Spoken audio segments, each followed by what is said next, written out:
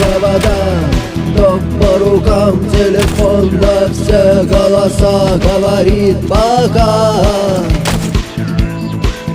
Пора. И пальто на гвозде, шарф в рукаве и перчатки в карманах шепчут: подожди до утра, до утра.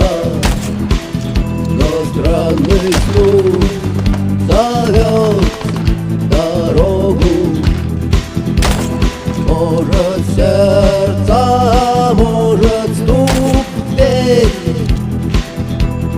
И когда я обернусь на пороге, я скажу одно лишь слово: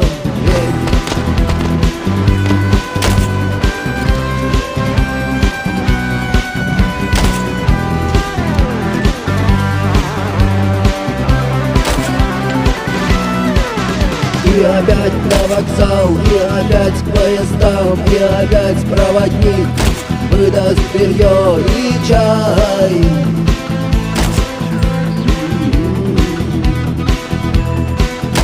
И опять не усну, и опять сквозь грохот колес мне послышится слов.